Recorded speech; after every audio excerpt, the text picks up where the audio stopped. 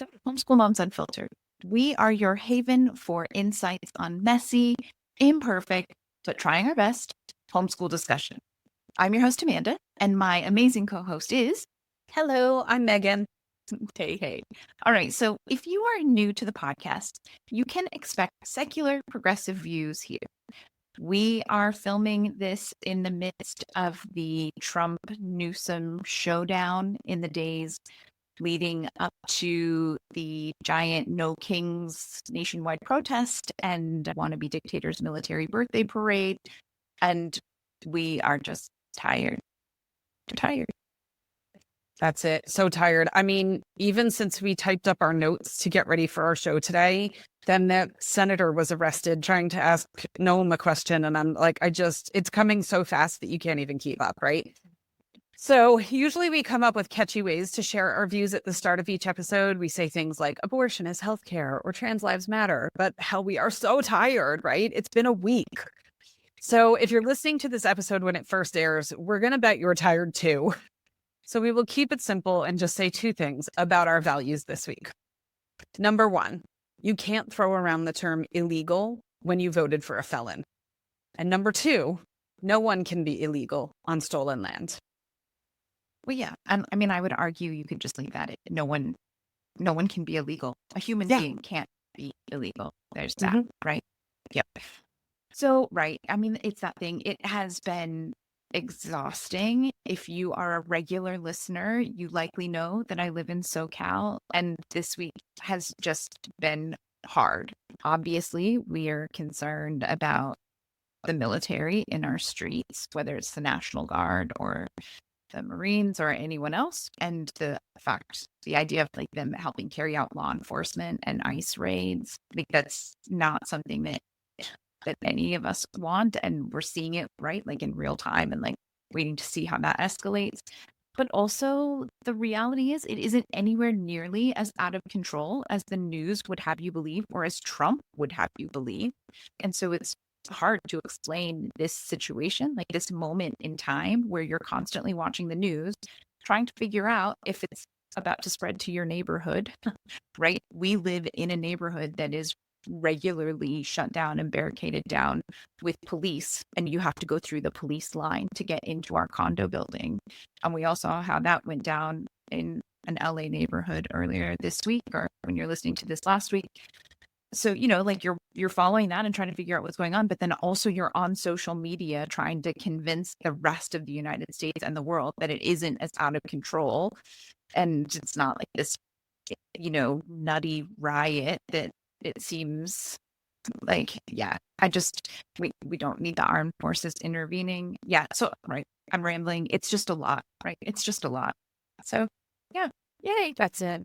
I know. I messaged you the other day, and I wasn't worried about you from a rioting perspective. It was more how unhinged the administration is, that it's like, what are they going to do? I wasn't concerned about the people in the streets. I was concerned about the response and how. So anyway, yeah, it's a lot. Yeah. But let's escape. We're going to escape into homeschooling for the next hour. This week, we are going to be talking about strewing. Strewing is a method where learning materials are placed around your home in a way that invites exploration and discovery. The goal is to spark curiosity and engage your child's natural interest in learning. Yeah, so I think this is going to be an interesting one. I feel like we've mentioned strewing in passing, like in lots of different episodes, but we've never really gone deep. We've never really talked about like what it is and what it isn't and how that can look. So yeah, I'm looking forward to today's conversation. But first, we do start each episode with a weekly recap. It's part of our, just trying to keep it real, that whole messy, imperfect vibe we've got going on. So listen, some weeks are great. Other weeks are a total shit show.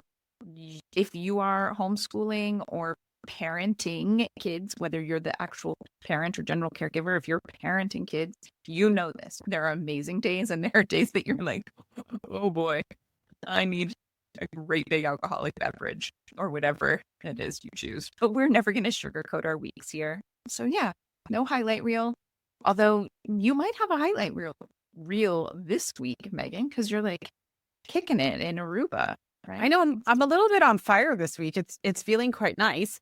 Yeah, so we're here for 6 weeks, which we've talked about before. This is my husband's home country, which is kind of funny because it's such a small island that everywhere you go, people are like, "Who are you related to?" Okay, now I've got it. We went for a walk on the beach the other day at the end of the day and ran into some guy, and he had questions about what breed Waffles was and stuff like that.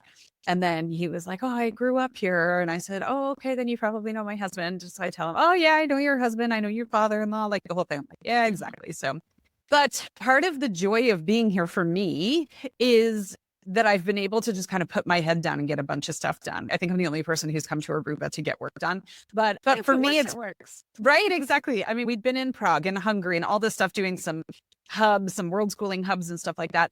And I just felt behind. And I had all these things that you and I had talked about working on and stuff that I wanted to get to. And I just couldn't get to it the way we were traveling and participating in hubs and socializing and stuff like that. So it feels good. I sent Amanda an update last night with some files and I was like, when the dopamine is firing, I have to go. So here, you don't have to look at this right now, but I'm sending you a lot of files. It's like, whoosh, just this huge list of attachments and stuff. So it feels really good. So sadly, there are no King's Day protests in Aruba. I have scoured the internet looking. So I'm still kind of brainstorming ways to make it a meaningful day at home. I will probably watch the Pope's Mass. We are a secular podcast, as you said, but I just know it'll piss off that orange toddler if the Pope gets better numbers than he will. So I'll probably watch the Pope and stream that and give him a little boost in numbers. Hadn't even thought of that, but that is kind of a fun way to say F you. Yeah. Yeah. If you're going out protesting, put the Pope's thing on at home and then go out and protest. Yeah. Double whammy, attack from both sides. So yeah, it's been a pretty good week. My brother-in-law is coming down today. My husband's one of 5. So there's brothers all over the place and always coming. So one of them is coming down this week. So there'll be even more of us here and, just trips to ice cream, walks on the beach, and a lot of work in between, which feels really good. So how about you? How's your week been? You're on the move this week. We are. So this week kicks off our kind of summer stay. Most summers, most years, we go back for at least a few weeks and sometimes longer than that to stay with family in the Midwest. My folks and my brother and his family, they live in Missouri. So we are back here for that. So it's just kind of busy. We had a busy week last week. A lot of stuff going on. My folks actually flew out to see us in California, and then they came back home in time to clean the guest room for us to come and stay in their guest room for a few weeks. And just, like a long day of travel. There's no direct flight into where they live. And so we had a layover in Dallas, which of course didn't go as smoothly as it's supposed to. And then we picked up our suitcase, and it's a good old Samsonite suitcase, and they broke a wheel. The kiddo keeps saying it's got a flat tire. So that's fun. And then I opened it up and I had packed these like cups of instant oatmeal because after this, we're going to a conference in Chicago, and I have no idea what they did, like between breaking the wheel of the suitcase and like one of the cups that's like in a box. There are cups of instant oatmeal in their box, but yet there's oatmeal all over the inside of my suitcase. So all the clothes are covered in oatmeal, and I just keep picking oatmeal out of it because I'm like, I just can't yet right now. Every single one of my liquids bags leaked somehow. It's just been a little bit of a hot mess of travel. Usually not everything goes wrong, and thankfully it just like went wrong within the United States. So if I need to go buy more stuff or new stuff, like we're fortunate enough we can go do that and make that happen. It's just annoying, right? Like you go to take a liquid out, everything is slimed, and I put them in separate bags specifically in case one thing leaks. Like not a million separate bags, but I never put everything in one bag just because then the cleanup is so much worse. And usually you can, but this time, like literally every bag had something open or leak. I'm like, what?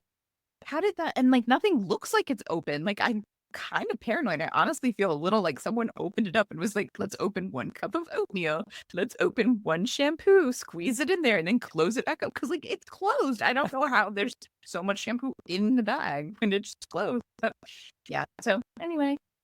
Talk about not sharing the highlight reel. I have a bottle of hair stuff that's in a trash bag, all wrapped up and tied up and whatever. And that's how I put it in the suitcase in January. And it's still sitting in my bathroom with this lob of stuff that came out.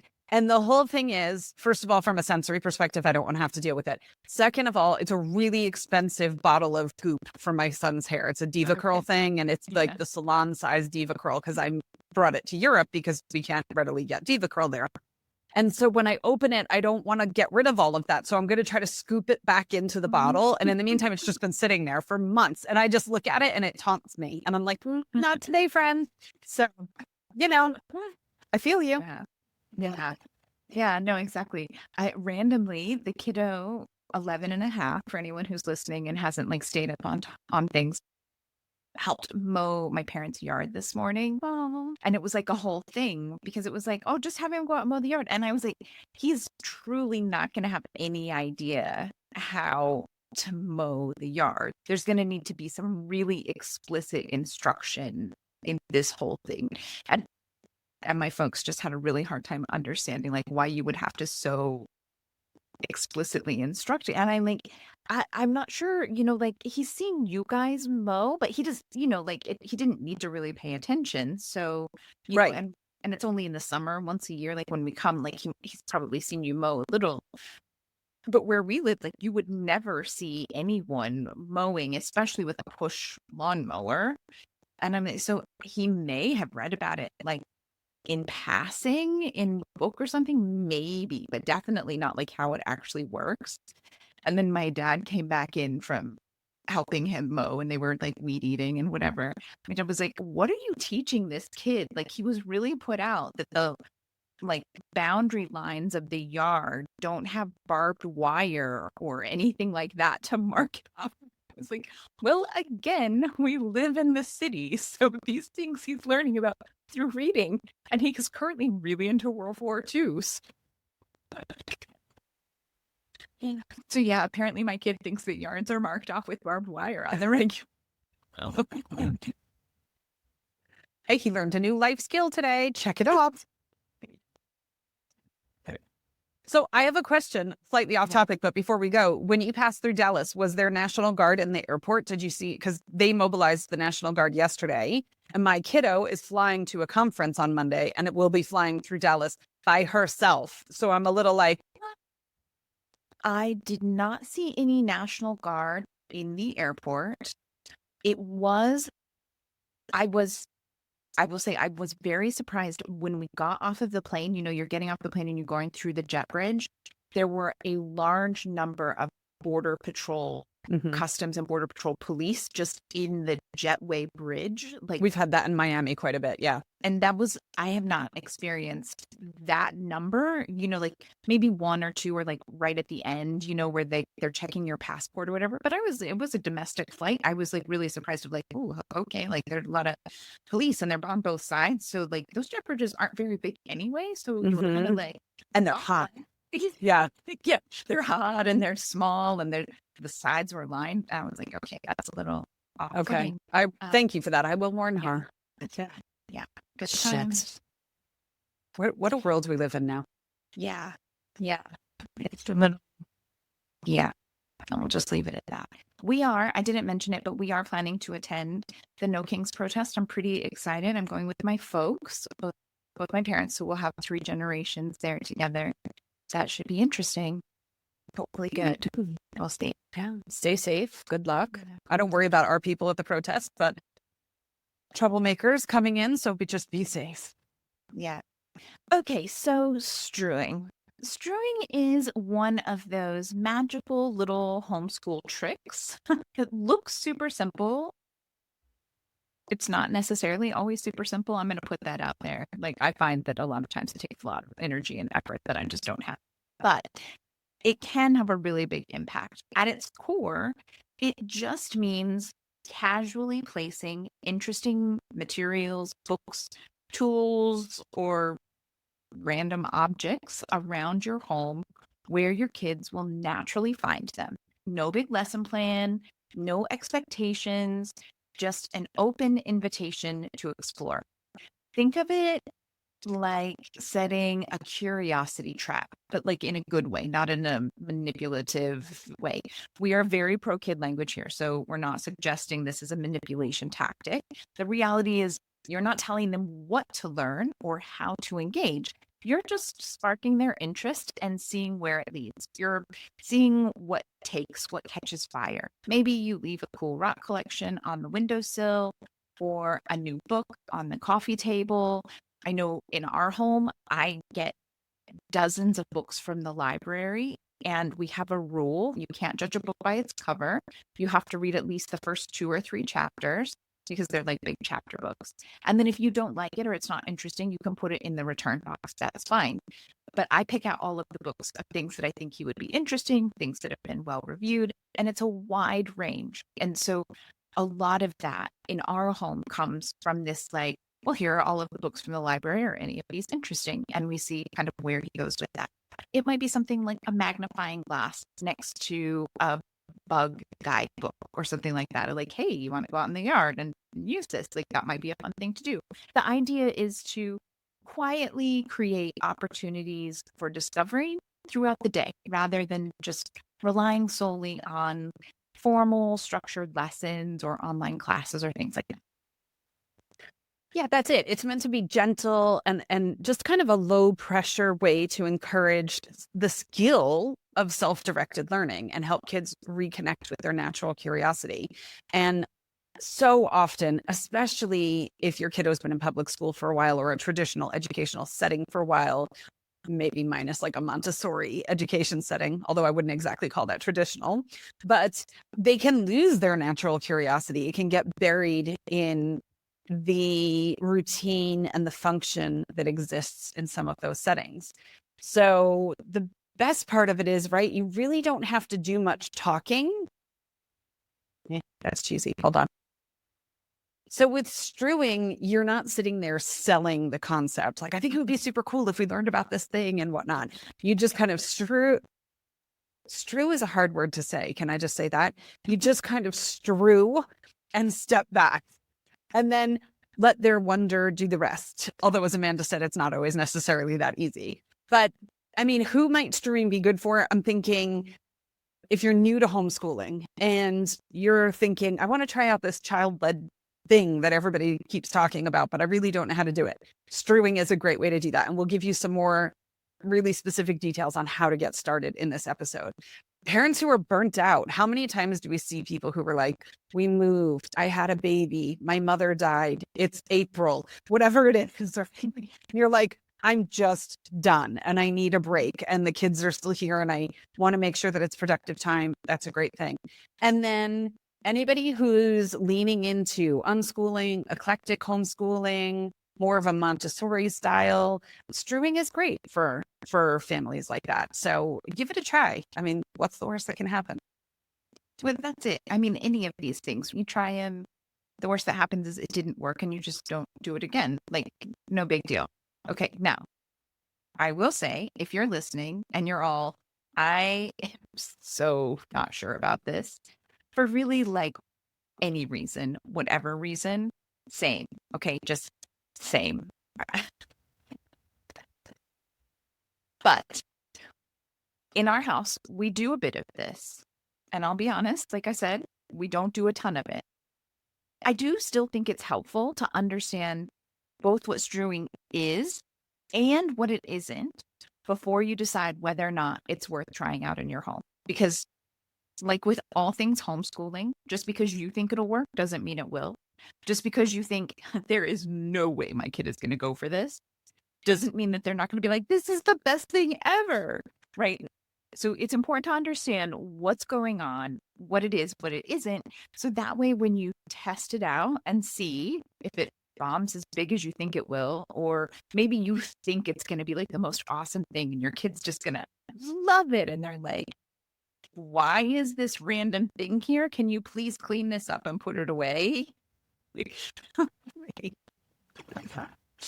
that's the irony. We both, Megan and I both do this in different ways in our own home, but Megan is a super clean freak. She's just not like visual clutter at all. My home is insanely cluttered, but I just, mainly because I don't have the energy to keep it clean. And so I don't have the energy for a lot of this, like, just do this and find that. I'm like, no, that sounds nice. If someone else wants to come in and do it, that's awesome.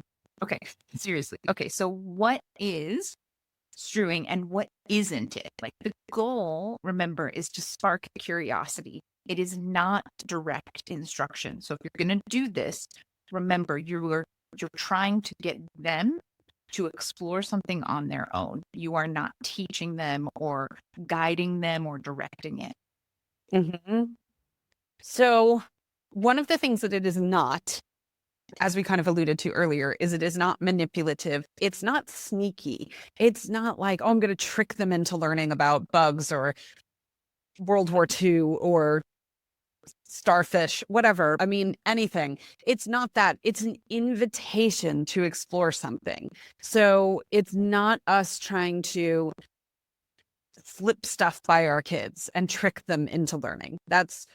It might be a byproduct where they pick up something that you tossed out and you're like, yes, this is amazing. But we're not going into it with that intention. And the intention is really a huge factor in it. Yeah, that's it exactly. There are no lesson plans around this. There's no pressure to interact with your parent or even necessarily a sibling if you're in a home like that. Again, it's this, if you feel like you really strongly need to control how your kids learn and what they learn, you are going to have to very much take a step back because that's not what this is. Mm-hmm. And that's not a bad thing. The ability to self-direct is hugely important. So that's a great thing for you to take the time to work on. Another thing that it is not is over-curated. This is not Pinterest. And I love me some Canva. Do not get me wrong. I mean, I am in Canva so often. It's in the top list of things when I open Google Chrome. Love me some Canva. But this is not putting out worksheets or word searches or anything like that. It's just more organic style materials. Yeah, unless your kid likes word searches. And then by all means, you can put out a stack of word searches on something new or interesting and see which ones they pick up and want to do something with. But this is not a specific structured lesson plan learning around something. And Pinterest is full of great ones, especially if you do Montessori style stuff. And there's nothing wrong with that. But that's not strewing. So just try to keep that in mind. Mm-hmm. And again, along with that, it's this idea of like, I struggle with this again, the aggressive academic homeschooler here, like just letting go and making sure that it's not too structured. It's not rigid. It's not a specific time. It's none of that stuff. Really, you're just waiting to see what your kiddo gravitates to or what they enjoy and going from there. And also not killing the curiosity because you went from there. Strewing, it's important. I mean, it's important in all of homeschooling, but it's especially there. And it's, again, it is not a sneaky way to teach. These kind of go hand in hand. You have to just trust that your kiddo is going to learn things and new things because their curiosity is going to lead them there. But again, like Meagan said, you're not using this as a way to sneak attack into whatever you're wanting to learn this week. And you're going to put out a bunch of different things about World War II because you're going to learn World War II next week. And so every toy and every puzzle and every comic book and every, like, they're all about World War II in hopes that they get excited about it next week. Like, that's not what this is. Please don't do that. And kids aren't stupid, right? They're so intuitive. And you're setting yourself up for terrible results if you think that you can pull one over on your kids. They are not stupid. Yeah. Okay. The other thing that you have to expect is that it will not always be a guarantee of engagement. If you put out 3 or 4 things, they might never touch any of them. They might only touch one of them. So it is not a guarantee of engagement every single time. But think about yourself in that respect. Do you like every single book you've ever picked up? Have you stuck with every single hobby you've ever tried or every single creative endeavor or craft? No, right? So it's only natural that our kids would do the same. Yeah, absolutely. And another thing to keep in mind, and this kind of goes back to that, like, it's not Pinterest. Don't let it become so overwhelming. Don't clutter every surface of your house with stuff. You can put things out, but and it doesn't have to be all beige and it doesn't have to be Montessori, all wooden. It doesn't have to be any of those kinds of things. But at the same time, just remember what it's like when you go to try to pick something up off of the table and there are like a million things on the table and you're like, oh gosh, and you have to sit there and kind of sort through it and figure out what you're going to do with whatever. Like you don't want to create that sort of learning environment. So just some random things around so that it isn't overwhelming when it's time to pick something up or spark that creativity. We don't want their executive function skills completely overwhelmed when they're trying to go spark creativity. Yeah, I don't do well when I'm overwhelmed, so I can completely relate to that. The other thing that we don't want to do during this time period, and this is such a tendency for us parents, is to micromanage the living daylights out of it. Once they get interested, our natural instinct oftentimes is like, okay, now I'm going to plan a field trip and we're going to go to the library and we're going to watch a documentary and then we're going to look up recipes that come from that region of the world and we're going to have that for dinner tonight. We go a little bananas and it's too much. And it's a really fast way to kill the little spark that just took hold. So don't micromanage. Let curiosity do its thing. It's okay.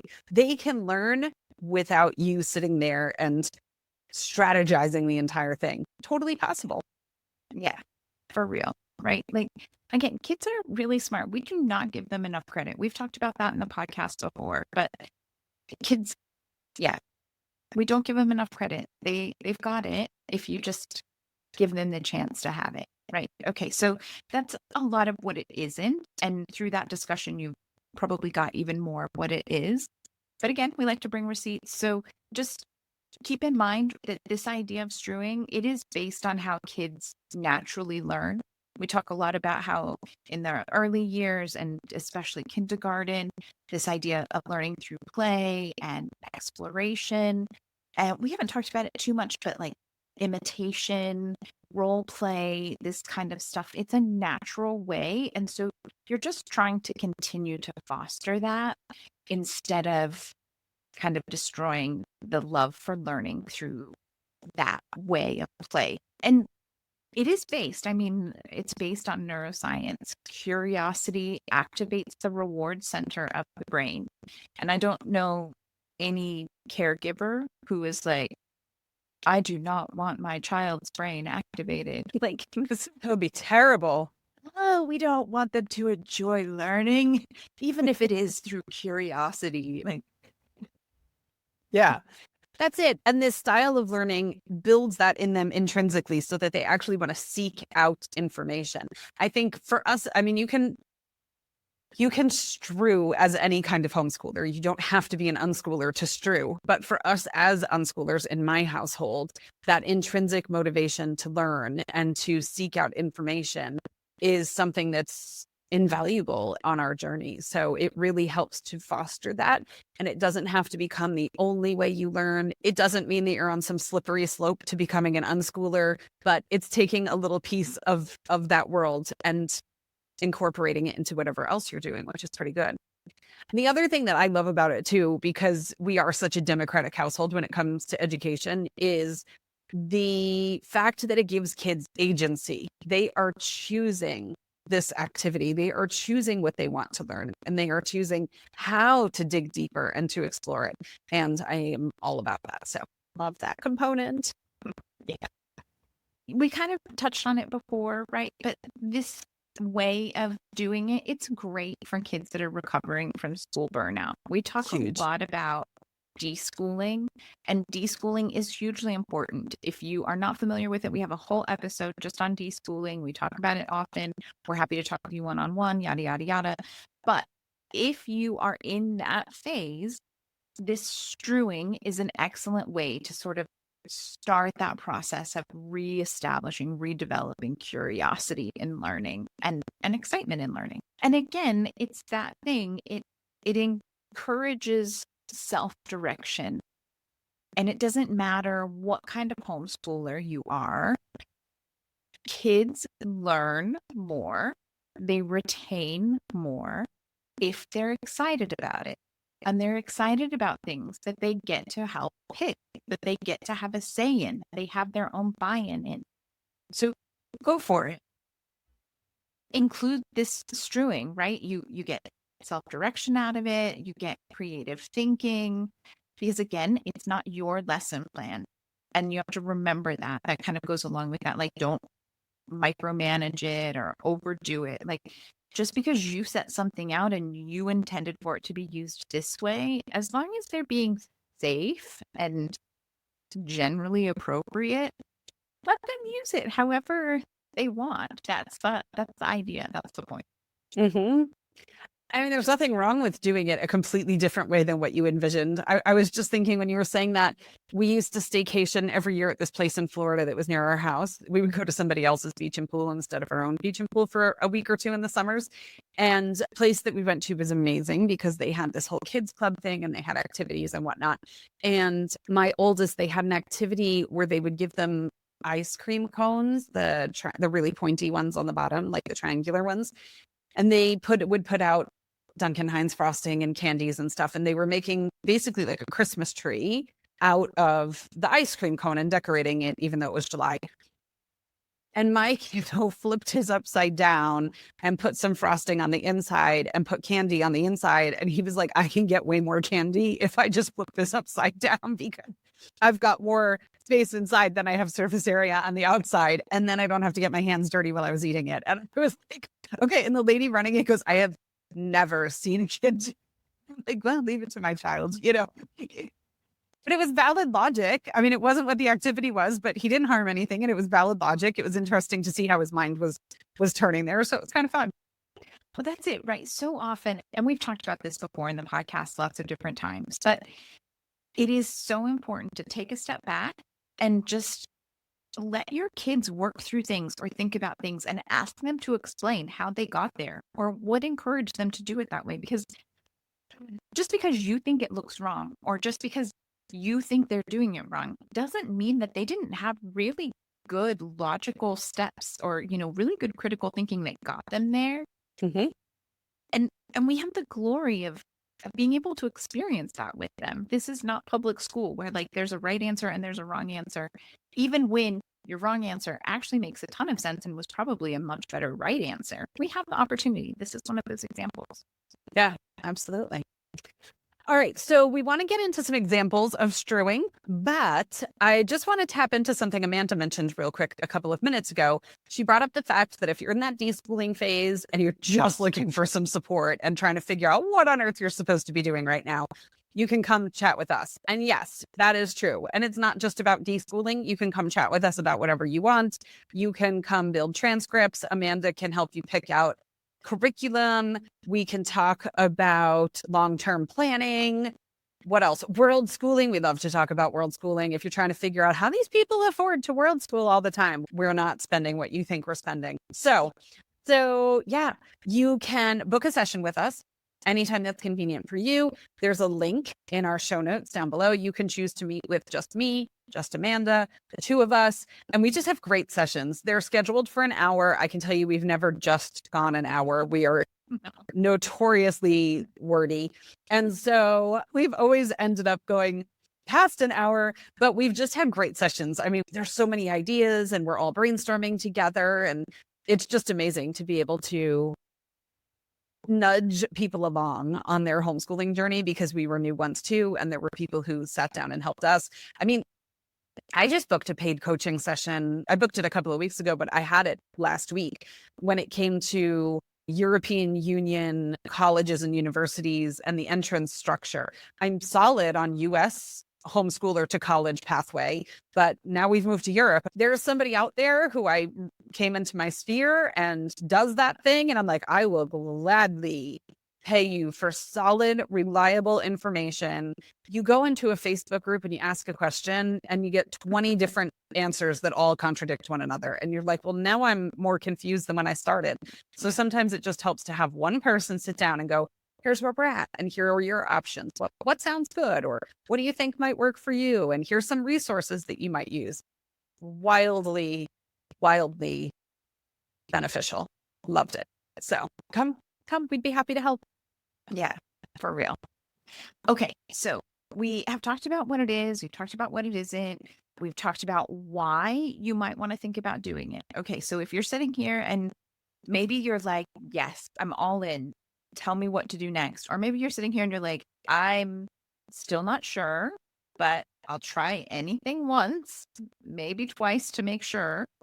We have some examples. So, some very specific things that you can do or try. Put a new puzzle out on the table. Maybe, like we said, get a magnifying glass and you put it next to a bug guide or a nature book.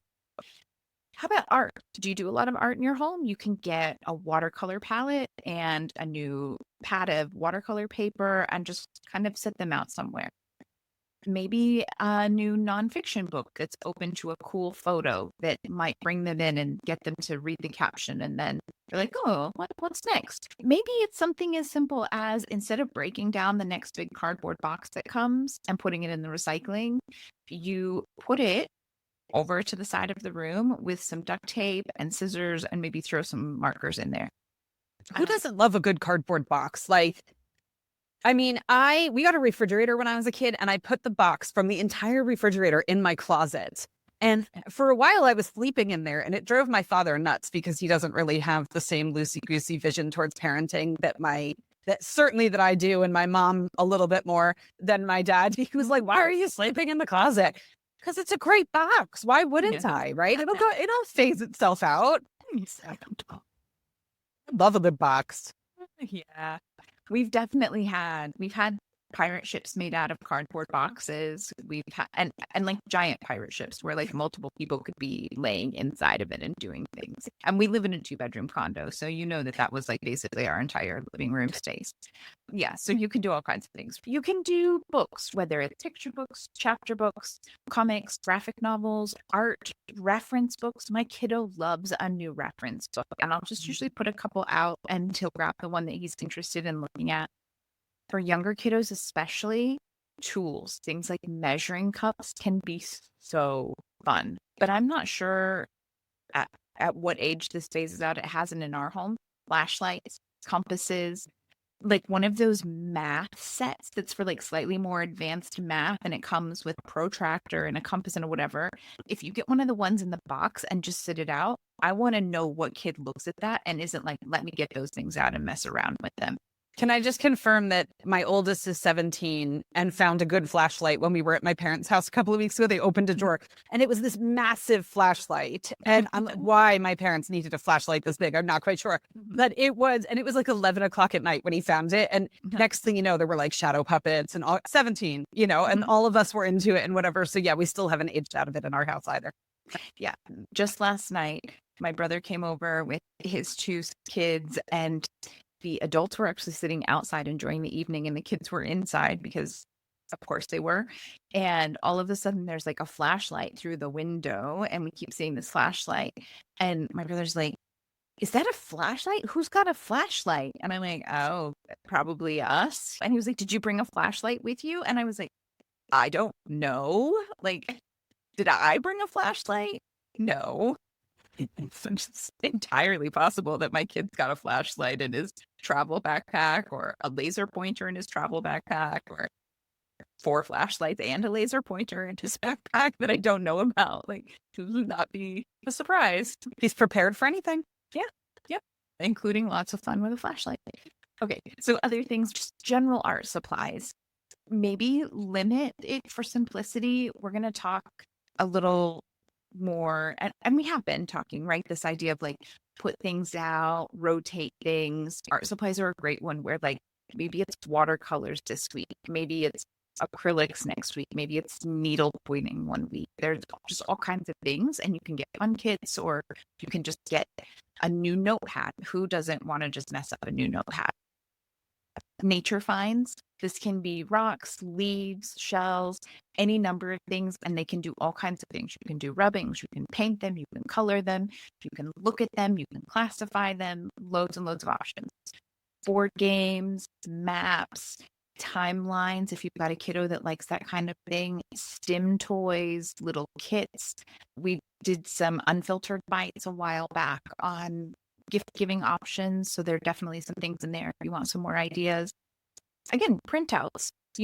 This is not a lesson plan, but if your kiddo likes word searches or crosswords or mazes or how to draw X, Y, or Z, you can print some of those things out and leave a few around, or maybe you have a folder that you just switch things in and out of and they go check it out when they've got some downtime and they're looking for something to do. And then don't forget like apps, podcasts, articles, websites.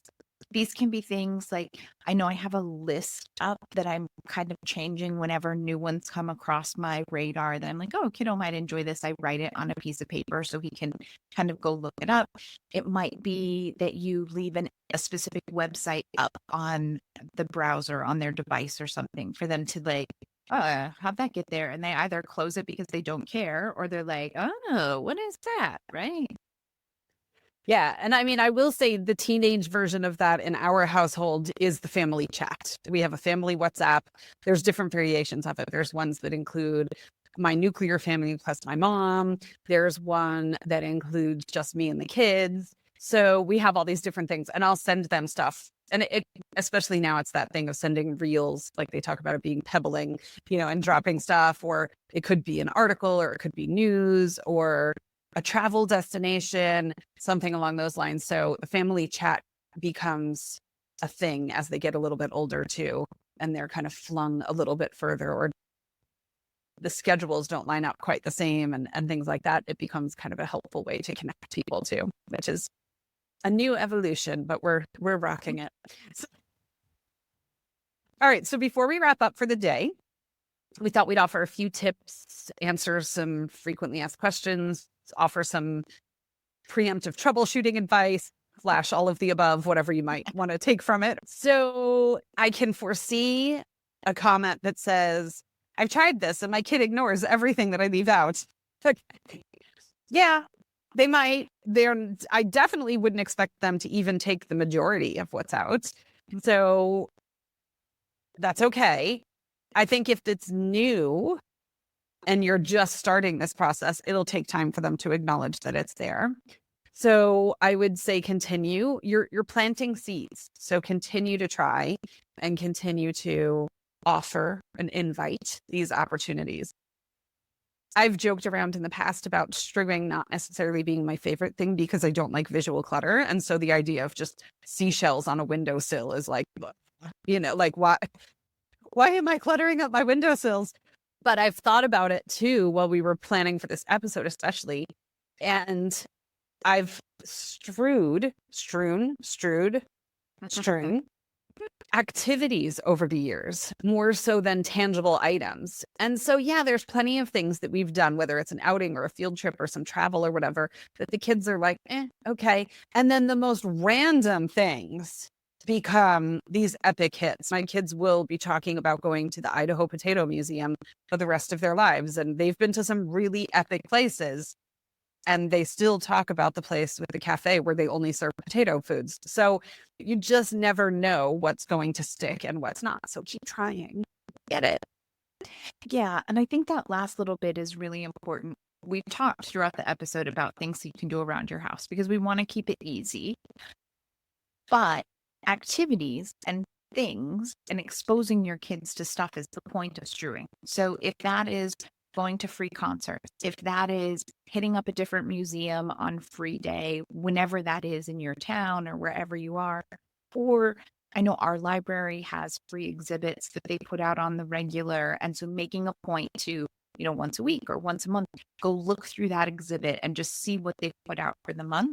Like that counts, right? This idea of just exposing them to all kinds of different things to see what they kind of run with, right? Mm-hmm. Okay, so what if your child always chooses screens? So first, and I know I'm the one that's low screen time, but I'm going to say, please remember, screens are not always the enemy. If your kid always chooses screens in some form or another, maybe just look and see which ways you can make sure that it's more educational. Screens can be incredibly educational. Okay. There's documentaries, there's bridge building apps. There's so many things that you can do with screens. But you can also try combining screen things with more physical, tangible things. That might be how to draw a book next to a tablet, or new watercolor paints with like a watercolor video, or maybe you do one of those, like, hey, let's do one of those family paint nights where you can get the supplies and you do it online together and see if they enjoy it enough that they want to do it again. Yeah, absolutely. There might be a propensity during this process to question if they're actually learning anything from strewing, because they might either go super deep into one topic and ignore everything else in life, or they might just pick up little breadcrumbs from a whole bunch of things. And you're like, yeah, but is breadcrumb level really doing anything for them? And the answer to both of those scenarios is yes. Learning does not always have to look like learning. It doesn't always have to make sense to you, but the exposure is key. And whatever they're taking in will pop back out later in a way that surprises you so often. And you're like, oh, it makes sense now. But a lot of times it's not visible in the moment. So yes, they are learning. And it's okay if they're learning something that you think has no practical application in life whatsoever. That's okay. Totally okay. Yeah. I would say all of us have learned something or had some kind of a hobby that was like not really, like, it's fantastic that you learned how to knit socks. I'm pretty certain it's much cheaper to go buy socks than it is for you to knit your own socks. It doesn't, and you're probably not going to be in a position where you're like, man, I really need warm socks right now. And you actually have time to sit down and all of the supplies and materials to knit yourself warm socks right now, right? Like, it doesn't have to be practical. Can I tell you aside, because I end up at fiber functions because I have a fiber child, there are shoes that look kind of like Crocs and look kind of like Converse that are clear plastic, so that when you go to these functions, you can show your knitted socks through your shoes. And it is the cutest freaking thing. I mean, you go and everybody is there. I was dying because Astrid was looking at potentially going to Shetland Wool Week in Scotland next year. And there's an image on the website of somebody speaking up on stage from the back of the room. And the whole room is just mostly women with knitted sweaters and knitted beanies on. Like, that's from the back of the room. That's all the images.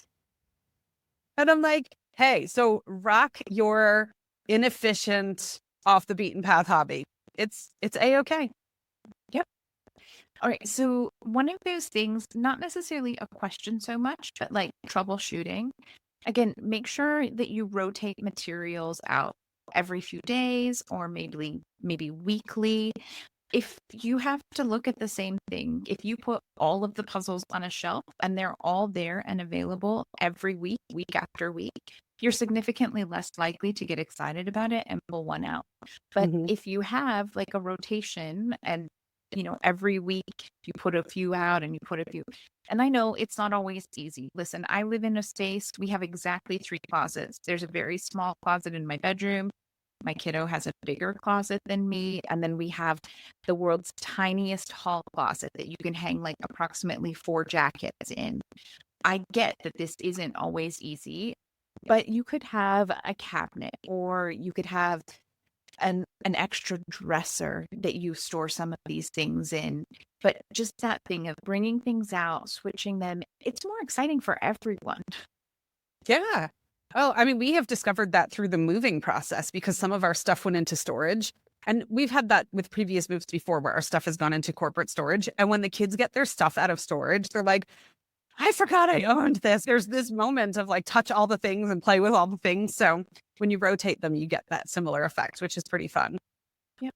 The other thing you can do to spice things up throughout the year is to tie your strewing in with current events, seasons, holidays. When we release a unit study every month to our Patreon people and to Teachers Pay Teachers, and it's themed to something that's going on in that month.